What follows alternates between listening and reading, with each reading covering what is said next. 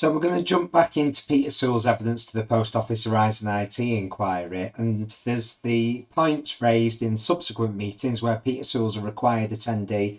Penny Thomas sends some notes of the meeting, and they've got some concerns over the accuracy of the witness statements, and they're actually point blank pointing out, actually, we can't go back through the audit data and fix it historically. We need this change request sorting. It won't fix all the problems that we've got with the audit system, but it will allow us to identify when we do have problems and can't make the statement vouching for the accuracy of the system. They look through a draft witness statement and highlight several problematic parts, marked with marching red ants, which basically means they've highlighted it in red and it's got a little kind of little dashes going around the text to say this is a problem, including on the statement saying the computer was acting correctly at all times during the process. Did Fujitsu ever let the post office know? And did the post office ever let the courts know this was a problem with cases before? And did this change how they wrote witness statements afterwards? Peter Sewell doesn't seem to have any concerns, even though he's managing the team that's providing the witness statements. Let's jump into the inquiry. Can we please look at FUJ 001-55278, 24th of October 2008. There seems to be another meeting. This is from Penny Thomas. She says, I believe this is from Penny Thomas, her name is at the top. It certainly is recorded there from somebody. It says, at today's meeting, Pete agreed that with Alan and Roy's input, we urgently need to thrash out the words to sell the CP to interested parties. Now, she doesn't say Alan agreed. She says Pete agreed, or whoever recorded this says Pete agreed. It does seem, from the contemporaneous documents, that you were more involved, perhaps, than your evidence today is suggesting. Well, I'm the sponsor that wanted to see that the CP was approved, so that would be my interest. So now you're involved because you're the sponsor, well, but before, when we were looking at drafts, you weren't involved because you were just the change owner. Well, change owner, sorry, I didn't mean sponsor. Change owner. That was my responsibility. So you were... Well, the thing is here, it's hard. It feels like he's stepping back a lot, because as was previously said, well, what was your job then? It seems like just accepting people's recommendations. Even if what he's saying is, I didn't really understand it, but I just drove forward with the change because that was the recommendation, then that's actually entailing the duty as part of your job then, isn't it? Which would explain things a bit better, I think. Weren't significantly involved to actually get into the detail of the change proposal that we've just seen, but you were significantly involved enough to have agreed that you need to thrash out the words to sell the change proposal to interested parties. Is that right? Yes. How could you have formed that view if you weren't involved in the detail of the change proposal itself? Because the wording would be put together from, as we said here, Alan and Roy's input, and I would then take that CP to the board. You were at meetings where the change proposal was discussed. There was a version that raised issues with data integrity. There was then a decision to water down that version. You were present at those meetings. You were receiving the various drafts. And you here say that you urgently need to thrash out the words to sell that proposal to interested parties. Surely you were more involved and knowledgeable about the words that we've looked at today than your evidence today is suggesting. I offered whatever I could. These words are not mine. We urgently need to thrash out. It's correct, but it wasn't labelled onto me. Yes. It's the people who put the words in. But you want to sell a proposal that your evidence is suggesting you weren't really very much involved in. I was selling the proposal to the change board to assure that we got the board to approve it.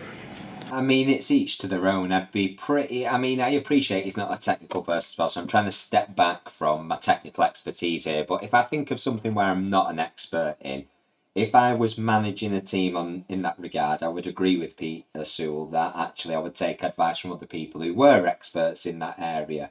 But if I was to drive forward a change, or vouch for a change, or take it to the board, as he said, I'd want to have at least some kind of fundamental understanding of what it is and why it's required, so that I could own it in that way. Maybe he doesn't feel the same. Maybe he's just like, I've got the job, I just need to push this forward because they said I have, and he was comfortable with that. It would just be something that would make me, and I'm sure other people, distinctly uncomfortable to not have at least a grasp on the issue at hand. And was your intention to approach the board in ignorance of the history of that change proposal, in ignorance of, for example, concerns that were raised in earlier versions about system integrity? That was taken out.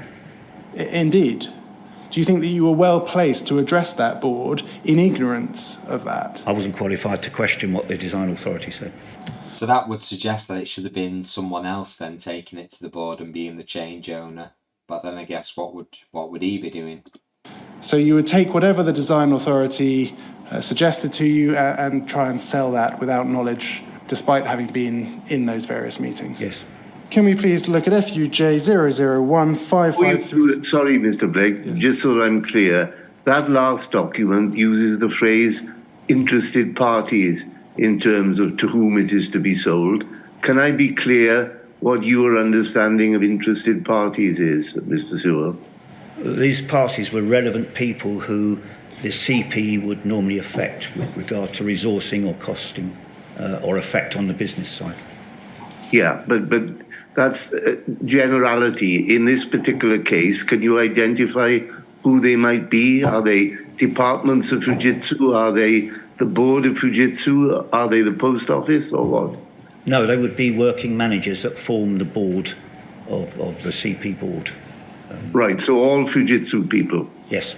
Yes, sir. Right, fine, all right. Can we please look at FUJ 001553371, please? Thank you very much. We have there from Penny Thomas, 26th of November 2008. She says, attached my précis with Alan's comments plus a standard ARQ form. If we turn over the page, it is a document that we have looked at, although we haven't looked at it with the various comments in it. Just to be clear, you are named on the first page as a required attendee of this meeting on the 26th of November 2008. Could we please look at that first section, the audit system and ARQ service?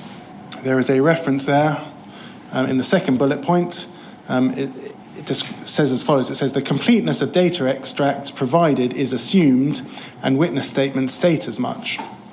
And there's a comment there from Mr. Holmes. He says, it is more than assumed, or at least so we thought. The riposte sequence numbers are checked for gaps, and from this we assert that the extract shows a true and complete representation of what happened at branch.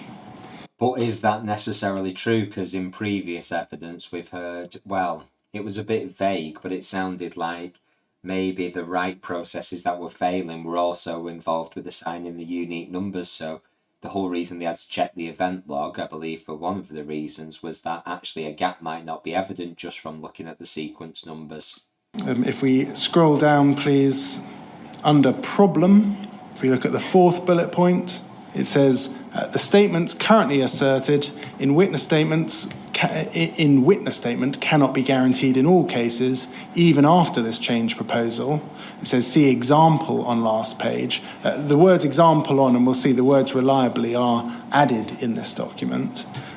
But this change proposal seeks to strengthen the process and allow us to reliably identify where the assertion can or cannot be made. So it was known at this stage, it seems, that there were concerns about not just a particular paragraph in a witness statement, but in witness statements plural, because the words changed there are the words example on. Do you see that? Yes.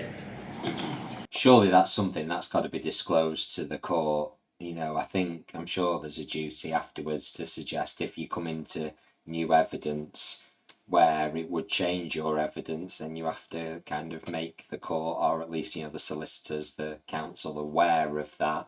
But as well, it'll be interesting mainly to see whether after this they make a change to the witness statements that are provided post 2008. And it's interesting that they say even after we've done this fix, there'll still be issues, but at least they'll be able to identify where it is or where it can or cannot be asserted that the data is complete and accurate. And it'll be interesting to see whether that appears in any witness statements in the future.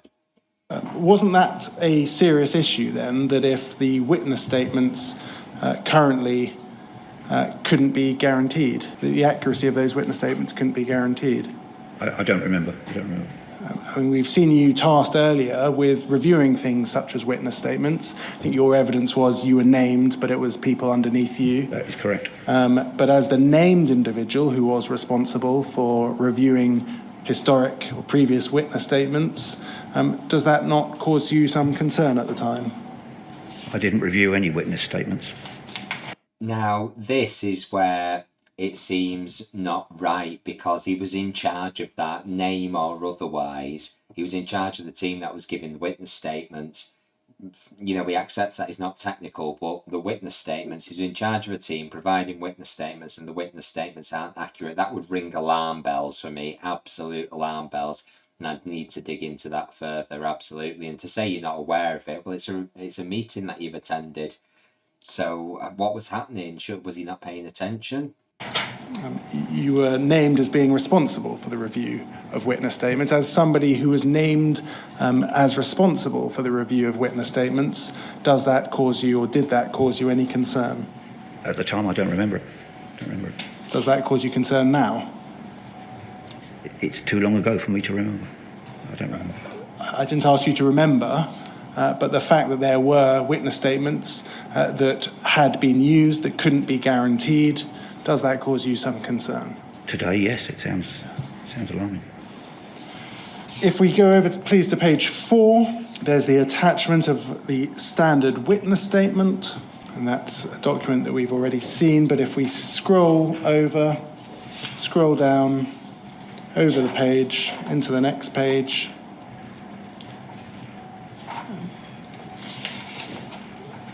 if we keep on going, please.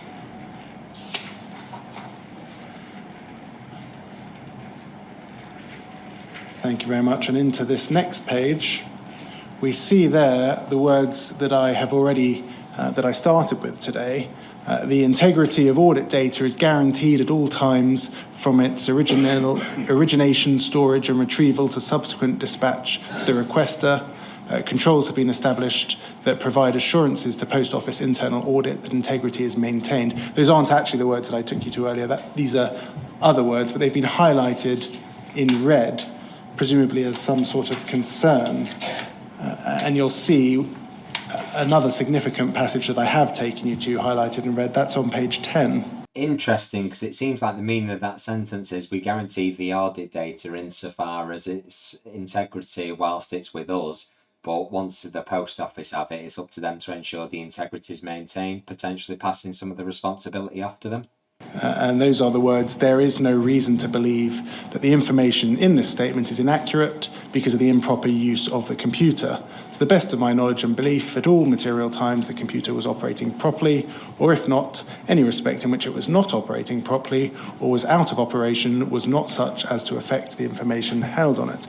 And presumably, you know, the reason that's been highlighted is they're saying they can't accurately state that in the witness statements. That has been highlighted in red and is circulated prior to this meeting on the 26th of November 2008. Those are the same words that, as we saw, Gareth Jenkins expressed a concern about in relation to his use of those sentences. Right. Do you recall having a concern about the use of that passage at this time? I don't recall. No. As somebody who was in charge of the team that was assisting with criminal prosecutions, do you think that it should be perhaps more prominent in your memory? This is 15, 16 years ago. No, not for me. No, not given everything that's happened with Horizon. I haven't seen some of these documents for many years. And that's the problem. It's the feelings now which I think evoke the most kind of passionate responses from people. You've seen it now. I mean, the fact you didn't see it at the time, I think, raises questions. Or, you know, the fact you can't remember it is fair enough. But now, having seen all this and known what's happened, I mean, he's basically saying this wasn't a significant part of my life. It wasn't a significant impact on me. And that much is true. But I feel like at the time, to have a lack of attention to such detail concerning the witness statements, when you're in charge of the team writing the witness statements, even if you don't write the witness statements yourself, I mean, the whole part of managing that team is to surely making sure they're doing the right thing with regards to the witness statements. You need to be all over this to ensure you can effectively manage them and guide them as to the process to go through to create these witness statements, which have the potential to have such a drastic impact on people's lives. Don't bring back any recollections at all. No.